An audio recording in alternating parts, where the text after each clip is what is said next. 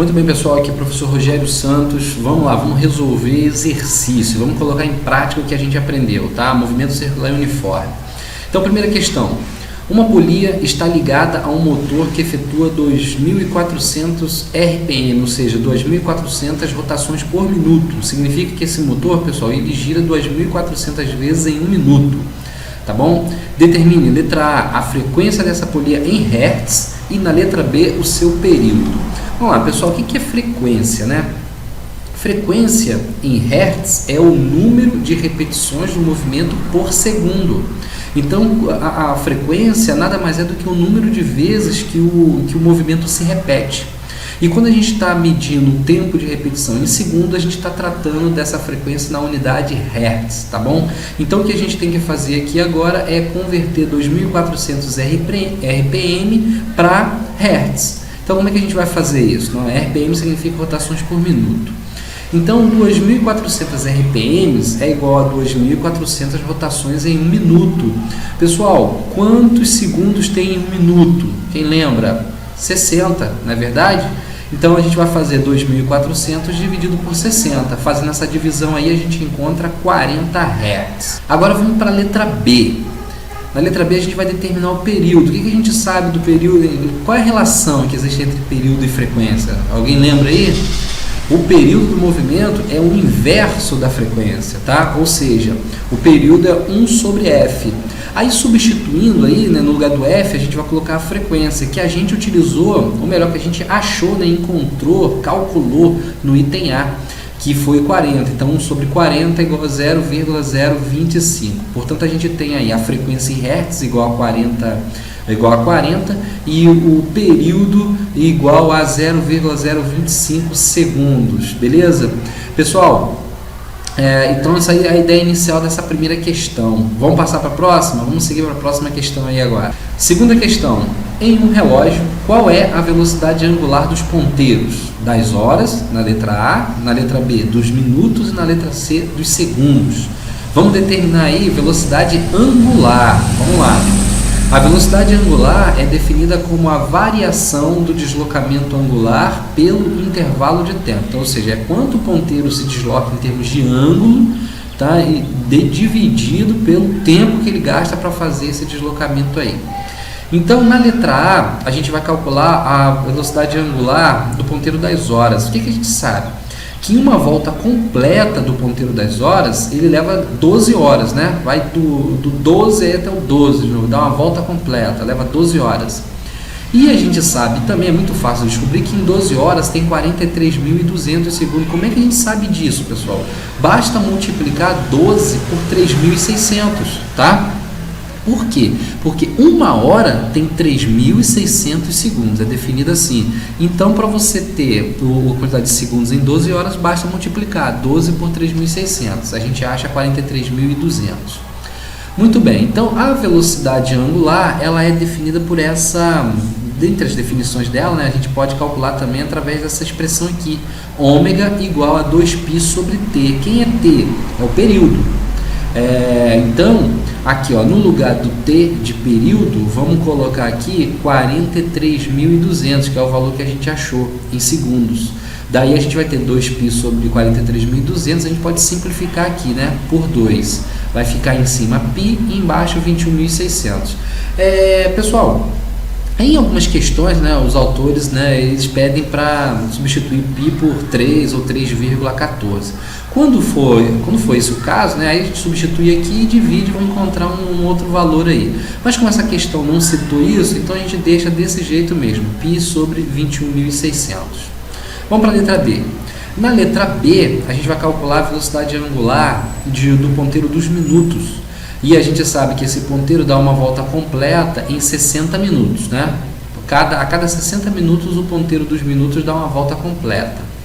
Então, 60 minutos equivale a uma hora, que tem 3.600 segundos. Como é que você descobre isso? Você pode fazer assim também. Em um minuto tem 60 segundos. Então, você multiplica 60 de 60 minutos por 60. Então você vai achar 3.600 segundos. Vamos aplicar a mesma equação que a gente fez aqui em cima, o processo é o mesmo. A velocidade angular é 2π sobre t, t é o período. Quanto que é o nosso período agora? 3.600. Então simplifica por 2, vamos achar π sobre 1.800. Agora vamos para a terceira, aí, a letra C. Na letra C a gente vai calcular a velocidade angular do ponteiro dos segundos. Bom, uma volta completa do ponteiro dos segundos equivale a 60 segundos. Aplicando a mesma expressão,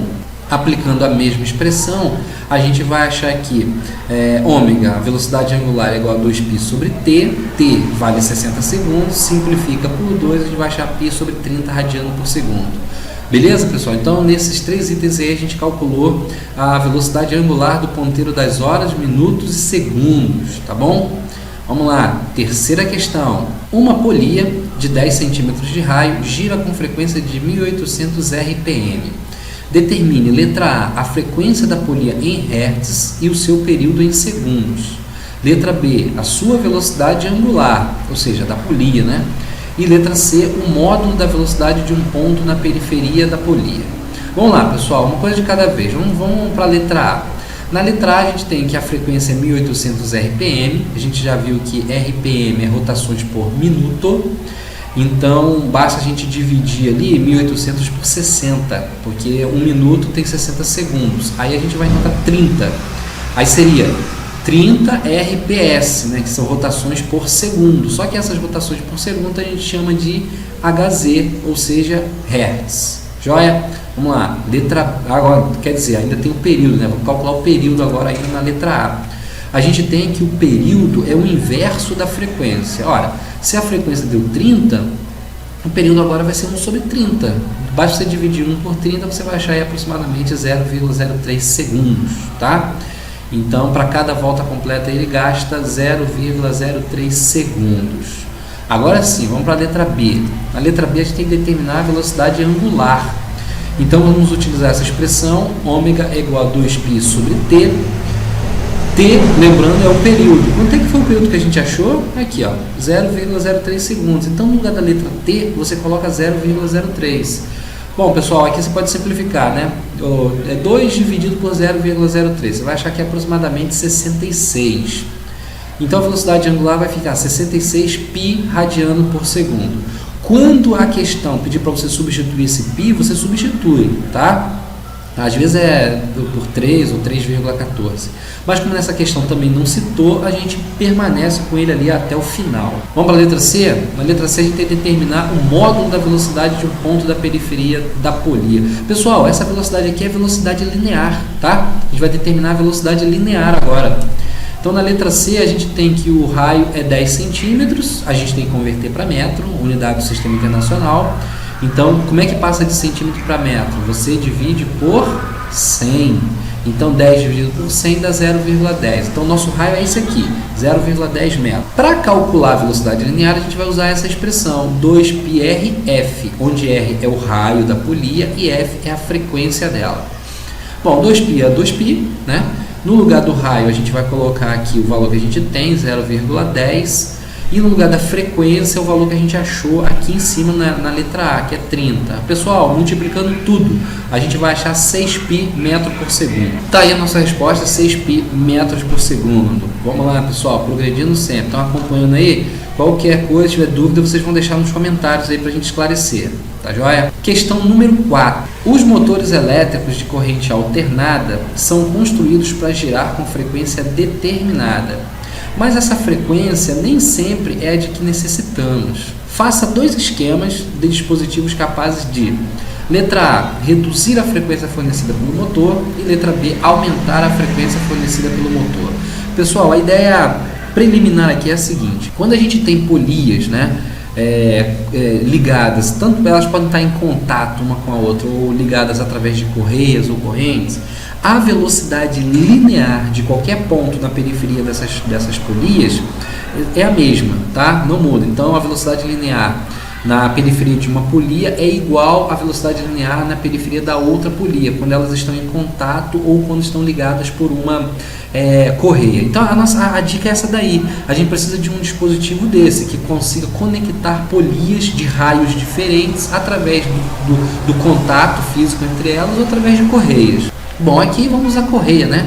Então olha só, eu tenho essa polia aqui em cima, eu tenho essa outra polia aqui embaixo. Repare que a de cima tem um raio menor, ela é menor, né, do que a de baixo, e elas estão ligadas por essa correia aqui. Pessoal, a velocidade da correia é constante, tá? Porque a correia ela não estica e não desliza, beleza? A gente considera isso aí por hipótese. Então, qualquer ponto aqui, ó, da periferia dessa, vamos dizer um ponto aqui, ó, na periferia dessa polia, tem velocidade linear igual a qualquer ponto na periferia desta outra aqui, tá? Então, a velocidade linear aqui nesse ponto da menor é igual à velocidade linear nesse ponto aqui da maior, porque elas estão ligadas para essa correia ela segue determinada regra, ela não estica e nem desliza. Bom, então como é que a gente pode reduzir a frequência de um motor? Quer dizer, como é que a gente pode alterar, né, a frequência de um motor? A gente vai ligar esse motor nessa polia menor ou nessa polia maior. Com isso a gente consegue alterar não a frequência dele exatamente, mas a frequência que ele está fornecendo. Então a gente liga o motor nessa polia menor e o que ele vai movimentar está na outra polia, ou vice-versa, né? A gente liga o motor nessa polia maior e o que ele vai movimentar está conectado na polia menor. Então vamos lá, como é que na letra A, como é que a gente pode reduzir a frequência fornecida pelo motor? Basta a gente ligar o eixo do motor à polia menor, né? A frequência transmitida pela correia diminui.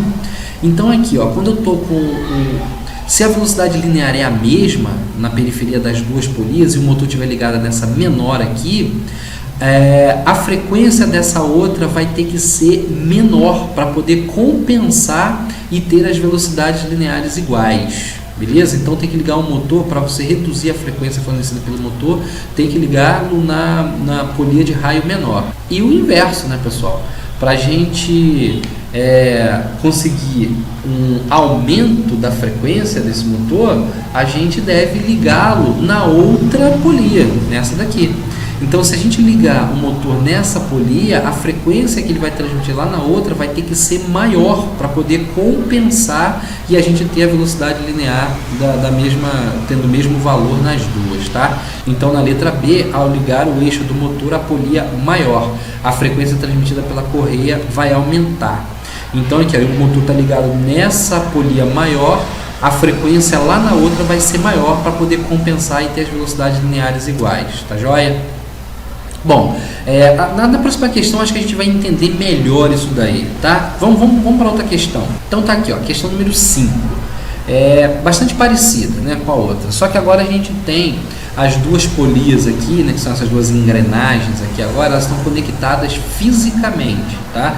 Tanto faz, pessoal, elas podem estar conectadas fisicamente, como está essa aqui, ou elas podem estar conectadas através de uma correia, como é o caso dessa daqui, tá? Tanto faz, a explicação para elas é a mesma, a velocidade linear na periferia delas vai ser a mesma.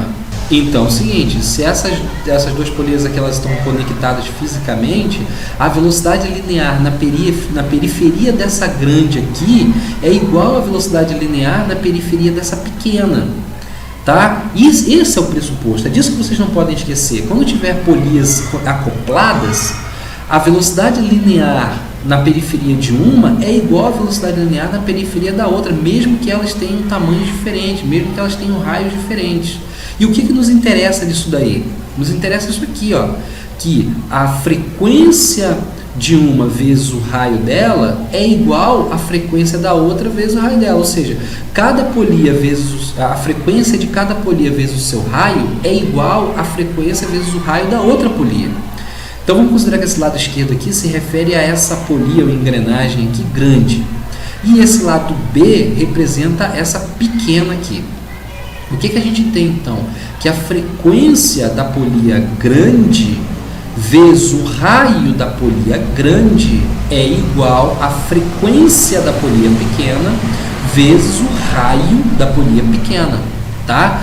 Dessa forma, o que a gente vai concluir? Para que isso aqui seja igual, aquela que tem um raio grande vai ter frequência pequena, e aquela que tem um raio pequeno vai ter frequência grande, tá? Então aí por isso a gente entende assim, quando se tiver um motor, por exemplo, acoplado nessa daqui pequena, esse daqui vai ter uma frequência grande, o motor vai estar girando vai estar transmitindo uma frequência para essa daqui, né? A mesma frequência do motor, só que a outra vai estar girando mais lentamente, porque ela tem um raio maior. Então se a gente tiver um outro dispositivo conectado aqui, a frequência dele vai ser menor do que aqui esse motor que está girando.